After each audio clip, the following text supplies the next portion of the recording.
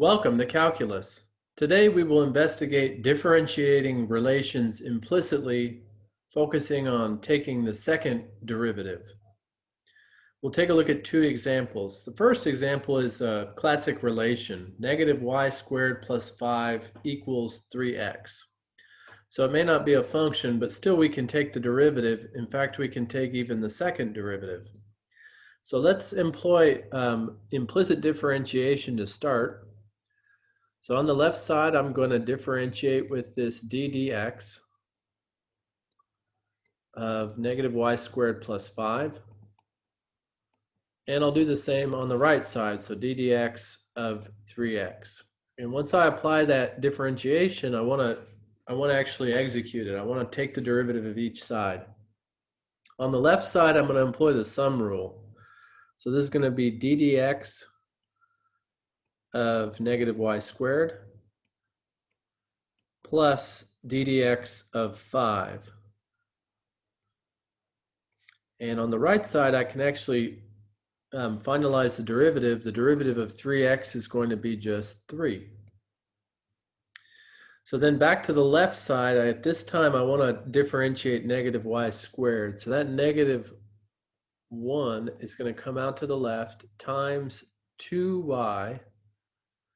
And once I've taken the derivative of y, my d dx becomes dy dx. So there's my first derivative. And then the derivative of 5 is going to be 0. And that all equals 3. So at this point, what I've got on the left is now just negative 2y times derivative of y with respect to x equals 3. And at that point, I can easily solve for dy dx by dividing by negative 2y. It'll cancel there on the left, and it'll divide 3 on the right. So we end up with our first derivative, dy dx, has the value of 3 over negative 2y. I'm also going to label that using the prime notation. We'll use that in a moment to declutter. A lot of times the Leibniz is a good notation, but it tends to be a lot of writing, whereas the prime notation is much simpler. So I'm going to bring my function, but in fact, I don't want to use this last form that we wrote where we solved for dy dx. I want to go back and I want to pick up this line right here. Let me circle it in red. It's before I divided. And the reason I want to do that is because when I'm doing implicit differentiation, I want to avoid taking the derivative of a quotient. So what I'll do is I'm going to bring that line, negative 2y, and I'm going to call dy dx y prime in a moment. For now, though, I'm just going to leave it as it is. Dy dx equals 3. So if I'm finding the second derivative, and that's kind of the new part here, I'm going to apply the derivative with respect to x on the left and on the right. So it starts really the same way. I'm applying derivative to both sides. So here on the left, what I'm seeing is that I have to use the product rule because I'm taking the derivative of negative 2y times the derivative of y with respect to x. So to use the product rule here, remember I'm going to treat this first one like my f of x and the second one like my g of x. So remember the pattern is f of x times derivative of g plus g of x times derivative of f. So that's the pattern we want to employ. So I'll start off with f of x, that's negative 2y times the derivative of dy dx.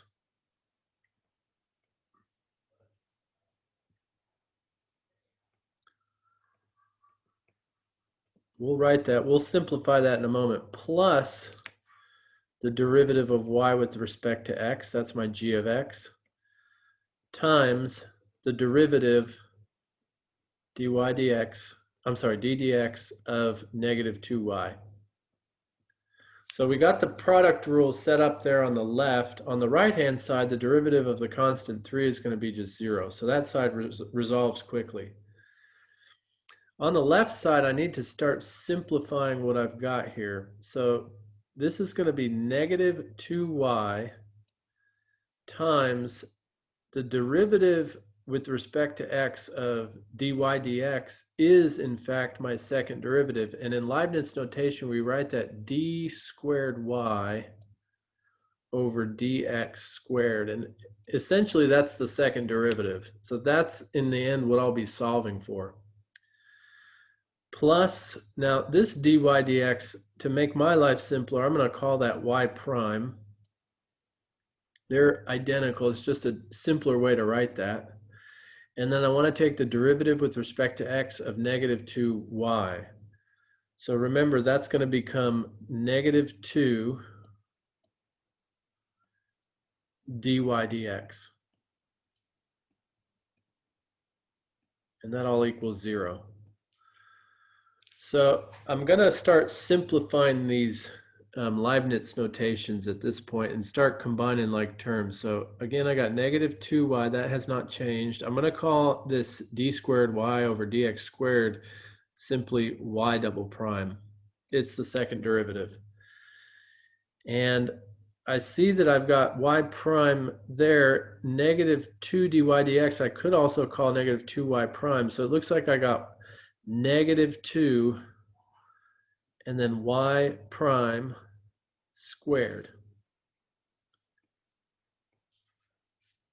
At that point, I need to look back at what I did for the first derivative because I actually defined y prime down there. Y prime is 3 over negative 2y. So I need to make a substitution here in my second derivative at y prime. So I'm not going to touch this first part. That's going to be negative 2y times second derivative of y minus 2 parentheses 3 over negative 2y. There I've made the substitution squared. And that's going to equal 0. So at that point I can simplify what I've got here. Negative 2y times the second derivative of y. And this is going to become 9 over 4y squared. And then if I wrap the negative 2 in that, that's plus negative 18 over 4y squared. And for my next step, I really want to move that term over to the right side in preparation for solving for the second derivative of y. So I'm going to add 18 over 4y squared. It'll cancel there on the left, and then it'll show up on the right-hand side. So that at that point will give me negative 2y times the second derivative of y equals 18 over 4y squared. And my last step for solving here is to divide everything by negative 2y.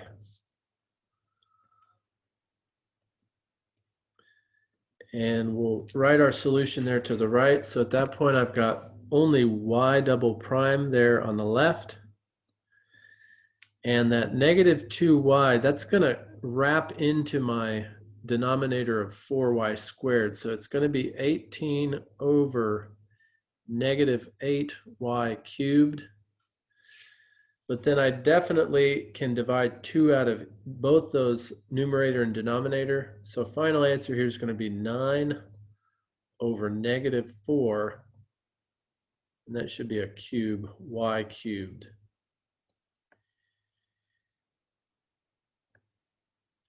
And that completes it. Of course, we're calling it y double prime. We could revert to the Leibniz notation since that's what was given to us in our instructions. So 2 ways of writing that second derivative. But notice the relation that we get with that second derivative is the same, just the notation for the derivative itself. Let's also take a look at a second example that involves a square root, which we're going to treat like a rational exponent. So here I've got the function y equals the square root of x squared plus 1. I'm interested in taking the second derivative.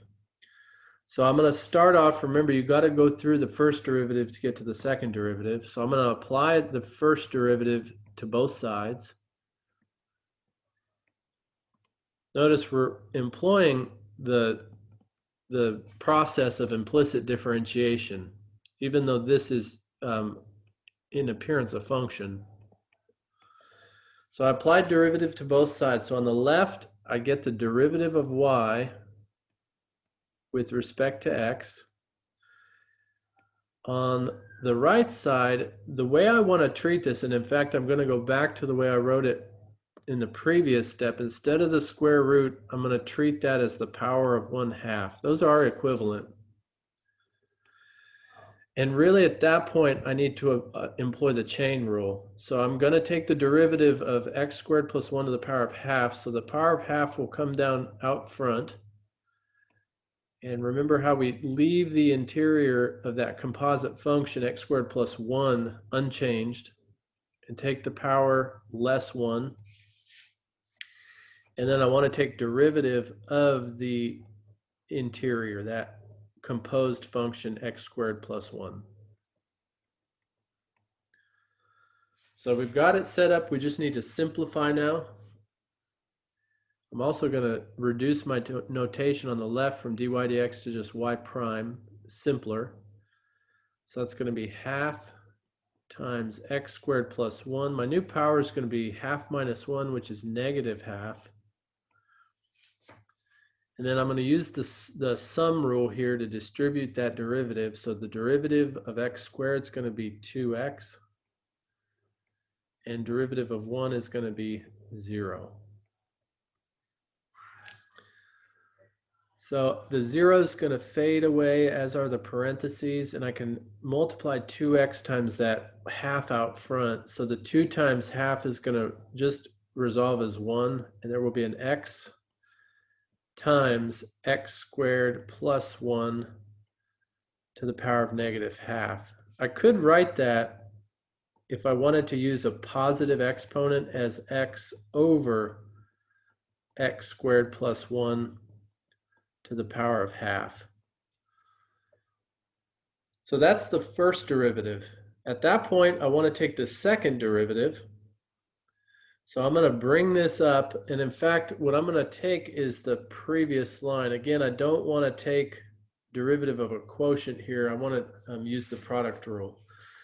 So I'm going to revert to the dy dx notation for my y prime, just so I can see that d squared y over dx squared.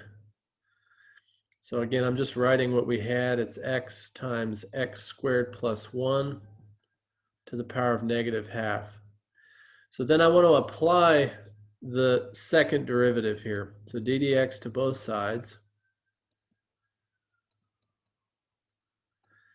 And on the left, this one is set up like a function. So it's just going to automatically incorporate to give the second derivative of y with respect to x.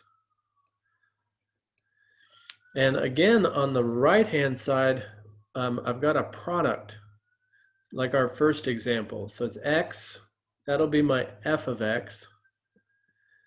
And then this x squared plus 1 to the power of negative half is going to be represented as my g of x. So I'm going to use the product rule. So that's going to be f of x, so that's x, times the derivative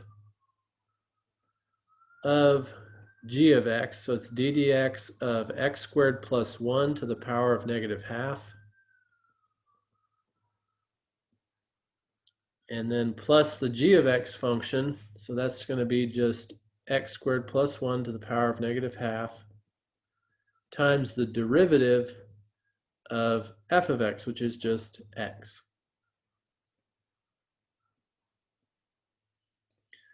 So that's set up. At this point, I need to simplify that. I'm going to revert to y double prime instead of the second derivative of y with respect to x. Much simpler to write. And that's going to be for me now x, and now I have to employ the chain rule a second time. So I'm taking the derivative of x squared plus 1 to the power of negative half. So the power comes down. The composed function x squared plus 1 remains unchanged within the parentheses. Negative half, take it less 1, and multiply that times the derivative of the composed function x squared plus 1.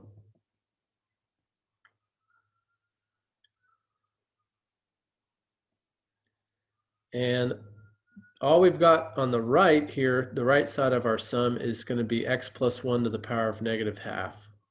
The derivative of x with respect to x of x is just 1. So I'll put that product there, but again, that's the identity. It doesn't change the x plus 1 to the power of negative half. So I'm going to keep plugging away at simplifying. So I've got an x out front. I noticed that this derivative with respect to x of x squared plus 1, so let me highlight it because we've got a lot of parts going on. That's going to be just 2x plus 0. And that plus 0, I'll write it, but really it can just kind of fade away. So I'm really having 2x multiplied times negative half. So the way that's going to show up is negative half times 2 is just negative 1, so negative x.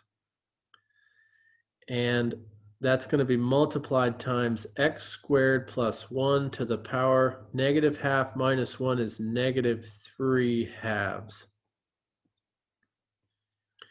Plus my x plus 1 to the power of negative 1 half. So it's starting to reduce, and that's a good thing. What I want to do at this point is record this as a quotient, a fraction. So I am going to wrap these two x's together. Their product is going to be negative x squared. That's going to be over. Here I'm going to convert this x squared plus 1 to the power of negative 3 halves. Let it fall to the denominator. And its power will become positive when it descends. Similarly, for this other fraction, or really x plus 1 to the power of negative half, it also can become a fraction if I move that term to the denominator and make the power positive. We could leave it at that point, but I see that I could probably combine these fractions if I could get their denominators the same. So I see on the left, and I've left something out here from the beginning. There should be a square on x.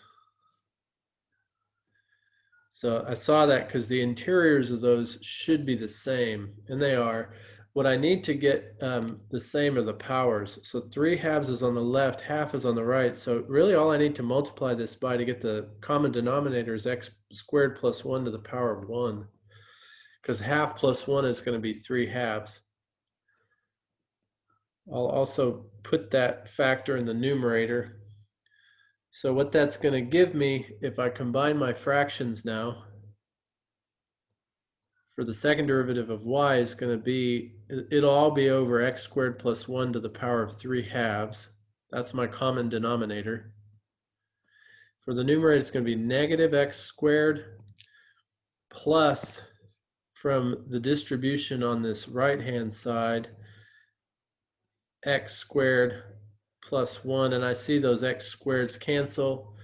So our final form here is going to be 1 over x squared plus 1 to the power of 3 halves.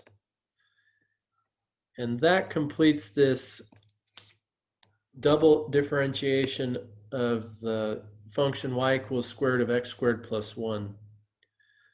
Thanks for joining for this investigation of implicit differentiation for higher orders for second derivatives.